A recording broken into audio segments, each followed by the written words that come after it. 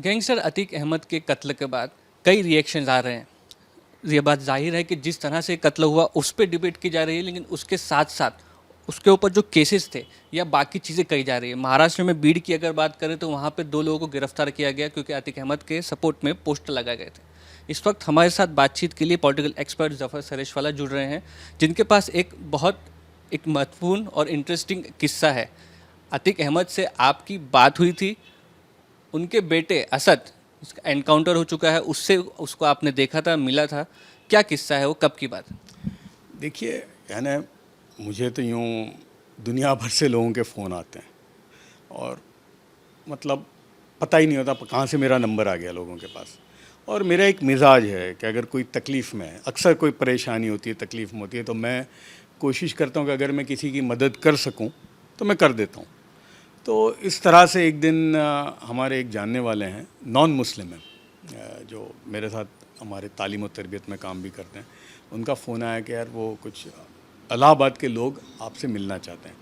तो मैं ये समझा कि यार इलाहाबाद में हमने प्रोग्राम नहीं किया, हमने हालांकि बनारस में किया और यूपी के 11-12 शहरों में किया, इलाहाबाद हमेशा था लेकिन कोई वजह से नहीं हो पाया। तो मैंने कहा शायद, तो मैंने कहा अच्छा ठीक है आ जाओ, तो मैं मिल लेता हूँ किसी से भी। कौन से साल की बात है? ये बात है 2019 की।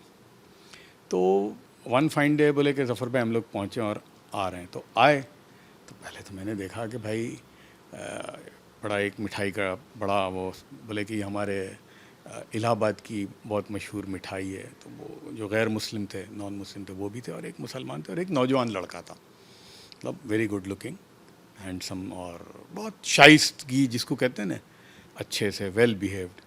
तो उसने कहा कि भाई, मैंने क्या बताइए क्या काम है? तो उसने कहा कि भाई मेरा नाम असद है और मैं MIT यूनिवर्सिटी में पढ़ता हूँ। ये होगा 19 साल का बच्चा हूँ, मैं समझ तो 20 साल का भी नहीं था, 19 साल का। और मैं MIT यूनिवर्सिटी जो है उसमें मैंने 5 साल का जो लॉ का कोर्स है उसमें मैं फर्स्ट ईयर में हूँ और 85% मार्क्स आए थे उसके 12th में। तो मैंने कहा हाँ तो क्या? तो उसने कहा कि भाई मेरे वालिद साहब हैं अतीक अहमद। तो पहले तो मैं समझा नहीं, फिर मैंने 1 मिनट अतीक अहमद, मेरे को फिर स्ट्राइक हुआ कि अतीक अहमद। मैंने कहा अच्छा वो जो डॉन है अंडरवर्ल्ड? तो बोले हाँ, तो मेरे वालिद हैं। तो मैंने कहा भाई क्या? बोले तो इतने में उसने फ़ोन ही लगा दिया। तो फ़ोन लगा और कहा कि लो वालिद साहब। तो पहले तो मैंने कहा यार कमाल है मतलब जेल में है वो, तो आप बात कैसे कर सकते हैं? तो बोले बहरहाल उसने फ़ोन ही दे दिया। तो उन्होंने मुझे कहा कि ज़फ़र भाई मैं आपकी बड़ी इज़्ज़त करता हूँ और मैं मिला नहीं हूँ कभी आपको, लेकिन टीवी पे आपको मैंने देखा है, आपकी अदालत में मैंने देखा और भी बहुत सारे प्रोग्रामों में देखा है। आप बहुत संजीदगी की बात करते हो, ये वो, आप बड़े आदमी हो। तो मैंने कहा हाँ भाई बताओ, मैं तो आपके कोई काम का नहीं हूँ। मैंने कहा भाई आप जेल में, एक तो मैंने पहली बार किसी से जेल में बात की है। बोले नहीं मैं ज़फ़र भाई सिर्फ इतना चाहता हूँ, क्योंकि ये, हाँ तब मुझे याद आया कि ये उस वक्त सुप्रीम कोर्ट ने फ़ैसला किया था कि भाई इनको इलाहाबाद की जेल से साबरमती जेल में शिफ्ट करने का। ये तब वो तब की बात थी। तो यूँ कहा कि यार आप तो अहमदाबाद के हो और आप अहमदाबाद के बड़े मानी हुई शख्सियत हो। तो मैंने कहा भाई लेकिन मैं जेल से तो मेरा कोई ताल्लुक़ नहीं है। तो कह नहीं बस मैं इतना चाहता हूँ कि वो मुझे जब शिफ्ट कर रहे हैं तो मेरे साथ जुल्म और ज़्यादती ना हो, और मैं डायबिटीज़ का मरीज़ हूँ तो मुझे वक्त पर ये सब मिल जावे। तो मैंने कहा देखिए उसमें तो मुझे किसी को कहने की भी ज़रूरत नहीं है। हमारे यहाँ जो अहमदाबाद में, चूँकि हम लोग अहमदाबाद की जो साबरमती जेल है उसमें सालों से बहुत सारे प्रोग्राम करते हैं, इफ्तार का करते हैं, ईद का मिलन का करते हैं, दिवाली का करते हैं, और हिंदू फेस्टिवल होती है उस वक्त भी हम लोग जो कैदी होते हैं उनके साथ हम एक सलूक करते हैं, और फिर पेरोल फरलो का बहुत सारे लोग आते हैं। तो मैंने कहा वैसे अहमदाबाद की जो सेंट्रल जेल है और वहाँ के जो लोग हैं वो बहुत ही संजीदा हैं, वो आपके साथ कोई ऐसा मामला नहीं करेंगे। फिर मुझे उस वक्त एक स्ट्राइक हुआ कि, और मेरा एक काम है कि यार मुझे अब कहना चाहिए इनको। तो मैंने उस वक्त कहा कि ठीक है अतीक भाई आपने एक बात की, लेकिन मैं आपको एक बात कहना चाहता हूँ। पता नहीं मुझे ज़िंदगी में आपसे बात करने का फिर मौका मिले ना मिले, आपने एक रास्ता चुना है, और मैं एक बात कहूँगा कि जिस रास्ते पर आप हो वो रास्ते की जो मंजिल है बहुत भयानक है, इसका जो एंड है बहुत ही भयानक है। अब आप कितने आगे हो, वापस मुड़ सकते हो नहीं मुड़ सकते, ना मैं कहने की कोई मेरी हैसियत है, लेकिन ये भयानक रास्ता है। मैं आपसे एक इल्तिजा करता हूँ कि आपका जो बेटा है असद, जिससे मेरी अभी बातचीत हुई थोड़ी देर, तो मुझे लगा कि ये बहुत ही होनहार बच्चा है, इतने अच्छे मार्क्स हैं, किसको मिलते हैं इतने। तो आप अपनी परछाई से इस बच्चे को दूर रखना। ठीक है, आपने एक रास्ता चुन लिया है, वो आपका बेटा है, ठीक है, उसको आप आपका कोई जो बोलते हैं ना छींटा भी उड़ने मत देना, और इसको इस लाइन में जो जहाँ जाता है उसको पढ़ने दो, और उसको आपसे बिल्कुल अलग रखना। ये मेरी इतनी इल्तिजा है आपको। प्लीज़ फ़ोन रख दिया। फिर मैंने, असद मेरे साथ बैठा था, तो मैंने कहा कि यार देखो, मैं अब आपको मेरा भी बेटा इतना ही है, 19 साल का है, मैं आपको एक बाप की हैसियत से कहना चाहता हूँ कि अभी आपका तो इस दुनिया से कोई वो नहीं है, आप पढ़ के और जिस तरह से आए हो, माशाल्लाह, आपको मैंने सुना जिस तरह से आप बात करते हो, यानी आपको आपके बाप का कोई अभी तक असर नहीं है। और देखो, ये रास्ता बड़ा ख़तरनाक है, जिस रास्ते पर आपके वालिद चले ना, इसका अंजाम बहुत ही बुरा है, आप उठा कर देख लो। और फिर मैंने उसको एक मिसाल दी। मैंने कहा कि अभी कुछ टाइम पहले एक फ़िल्म आई थी रईस, और मैंने कहा उसमें शाहरुख खान ने हमारे अहमदाबाद के डॉन हुआ करते थे लतीफ़, उनका रोल ऐसे किया था उसमें। मैंने कहा वो लतीफ़ को हमने बचपन से देखा था, उनका बड़ा सिक्का था, मतलब गुजरात में परिंदा पर नहीं मार सकता था उनके नाम के बगैर, जुए खाने ये वो सारा। और मैंने कहा हमने देखा था कि वो ट्रक भर भर के चांदी उतरती थी उनकी, ट्रकें भर भर के। मैंने कहा उनका अंजाम इतना ख़तरनाक हुआ, और आज उनके बच्चे जो हैं ना पाई पाई के मोहताज हैं, उनका कोई नाम लेने वाला नहीं है, उनको कोई पूछने वाला नहीं है। यही होता है। इसलिए मैं आपको हाथ, फिर बाहर में उसको छोड़ने गया तो मैंने कहा मैं हाथ जोड़ के कहता हूँ कि इस रास्ते से दूर रहो।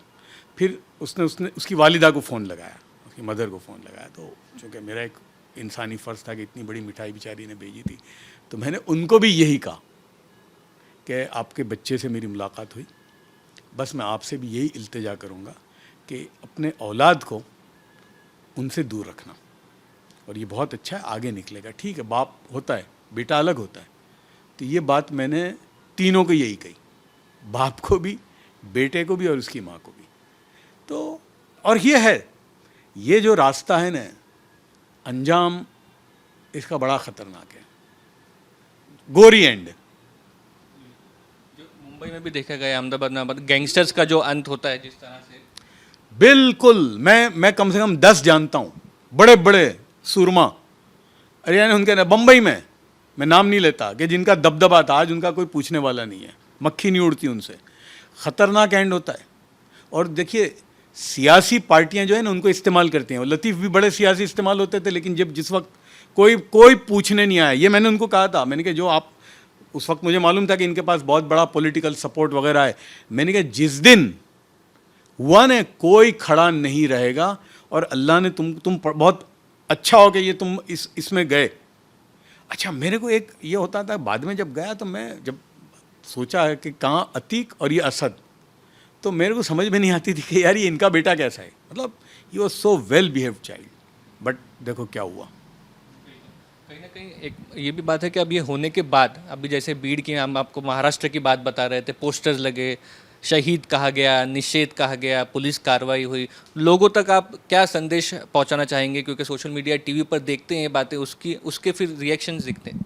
यार मैं मुसलमानों को अगर कहूँगा, भाई अल्लाह के बंदो, तुम्हारे रोल मॉडल कौन है? रसूलुल्लाह सल्लल्लाहु अलैहि वसल्लम की ज़िंदगी है, हज़रत अली हैं, हज़रत इमाम हसन हुसैन हैं, उमर हैं, अबू बकर हैं, ये हैं रोल मॉडल तुम्हारे। क्या उनकी ज़िंदगी में ऐसा स्लाइट भी कहीं है? तो हमको अपने रोल मॉडल तो सही सिलेक्ट करो। ठीक है, मैं उस पर बोलना नहीं चाहता, अतीक के साथ जो हुआ, जो भी हुआ ठीक है, लेकिन भयानक हुआ, क्योंकि इस रास्ते का अंजाम यही है। तो मैं हमारे मुसलमान अगर जो हों या जो भी होंगे, गैर मुस्लिम भी होंगे, उनके भी अपने हीरो होते हैं, वो मैं उनको बोलूँगा भाई अगर कोई हीरो हो ना तो रामचंद्र जी हैं, कृष्ण हैं, वो हैं हीरो हमारे। या हमारे हीरो हैं प्रॉफिट मोहम्मद सल्लल्लाहु अलैहि वसल्लम, सहाबा हैं, महात्मा गांधी हैं। ये हमारे रोल मॉडल हैं कि उन पे भी हालात आए, हालात आते हैं, यानी ये जो कहते हैं ना यार वो, अरे भाई हालात तो आते हैं सब पर, उस वक्त संभलने का वक्त होता है। ये एक्चुअली है ना, ये एक वो वक्त होता है, वो संभलने का वक्त होता है। और उस वक्त आदमी स्पर ऑफ द मोमेंट में जो गलत डिसीजन लेता है वो फिर भारी पड़ता है। रास्ता तो सही नहीं है ये रास्ता जो है। और कानून देखिए ना, अच्छा कितने साल से अंदर थे वो। मैंने जब हम बैठे थे तो तब और भी जो मैंने कहा यार ये क्या ज़िंदगी है। यानी 2019 की बात है तो मुझे किसी ने कहा कि 2005 से अंदर हैं और भी बताया कि इन एंड आउट है। मैंने कहा आप बताइए कि 55 साल की ज़िंदगी में आदमी 30 साल अंदर और बाहर, ये कोई ज़िंदगी है अल्लाह के बंदे? ये क्या ज़िंदगी है? क्या हासिल क्या होता है बताओ इससे? तुम तो अंदर ही हो, जेल तो जेल है ना। अरे जेल से इलेक्शन भी लड़ते हो, कौन सी अक्लमंदी है भाई? तो इसलिए हमको अपने रोल मॉडल जो है ना वो भी सही चुनने की ज़रूरत है। इसे मैं किसी पर कोई टिप्पणी नहीं करता और मुझे बहुत अफसोस हुआ ये बच्चे का कि ये अगर पढ़ा होता बराबर तो ये कहाँ का कहाँ पहुँच जाता। आज भी कई लोग हैं जिनकी ज़िंदगी संवर सकती है अगर सही रास्ते पे आए। बिल्कुल। अगर मैं कहता हूँ कि हमारे यहाँ गुजराती में कहते हैं एक चीज़ है, जाग्या त्यांथी सवार। जहाँ से जागे वहाँ से सुबह। ठीक है, अब ज़िंदगी गुजरी, टर्न ले लो भाई, टेक अ यू टर्न।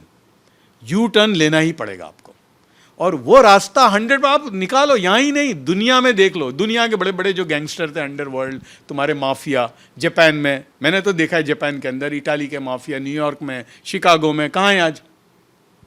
किसी ज़माने में ये ईस्टर्न यूरोप के माफिया होते थे, ये जो पूरा जो बाल्कन कंट्रीज़ के, कहाँ हैं?